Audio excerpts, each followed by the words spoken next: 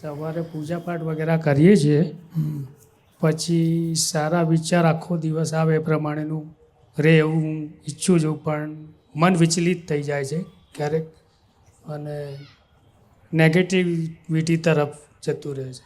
તો હંમેશા આખો દિવસ અને પૂરો ટાઈમ પોઝિટિવ વિચાર આવે ને સારું વિચારી શકાય, એના માટે શું કરવું? એ તમારે ધ્યેય નક્કી કરવામાં પોઝિટિવમાં રહેવું છે. પણ જેટલી વાર મન નેગેટિવ બતાડે તો કે અમે તારા પક્ષમાં હું નથી, તારી વાતમાં અમે સહમત નથી, પોઝિટિવ હોય તો બોલ, નહીં તો પછી તારી વાત અમે લેવા દેવા નથી. એટલે મનને નેગેટિવિટી ખાલી કરતા જાઓ, પોઝિટિવને એન્કરેજ કરો, નેગેટિવમાં ડિસ્કરેજ કરો, એટલે મન ખાલી થતું જશે. એને સહમત ના આપો, હા મને કેમ નેગેટિવ, તમને નથી આવતું, એ ભરેલો બોલે છે, મન બોલે છે.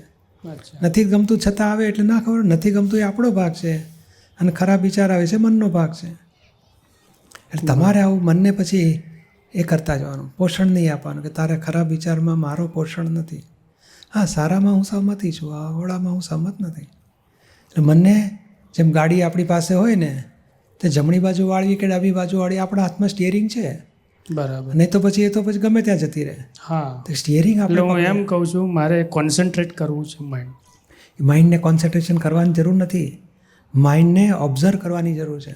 અચ્છા. તો માઇન્ડ આવું ચાલે છે, નેગેટિવમાં ચાલે છે, કારણ હું જ નથી, તું આ પોઝિટિવ વાળને લઈ જા મને, ચાલ what are the positive let me show, તો બતાડશે મન. એને એવું નથી કે નેગેટિવમાં પડી રહેવું. તમે જ્યારે નેગેટિવ બતાડે ત્યારે તમે કૂદી પડો છો, હા મને નેગેટિવ, એટલે મનને નેગેટિવ આવે, તમને શેનું નેગેટિવ આવે છે?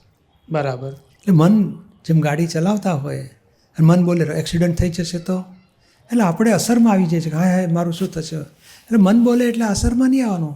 એ તારી વાત સાંભળી, ચલો ઘણી ગાડીઓ જાય, કોઈને થયું નથી, કશું નહીં થાય, ચાલો ભગવાનનું નામ લો, 5 વખત મંત્ર બોલો, એટલે મન પાછું બીજું બોલે. એટલે મનને એવું નથી એક જ પકડી રાખવું. તમે અસરમાં આવો છો ને એટલે ફસાવો છો મન જોડે. તમારે છૂટા રહેવાનું. મન બોલે એટલે આપણે કહેવાનું તારી નેગેટિવ વાતમાં અમે રસ નથી, એટલે પડી જશે નેગેટિવ.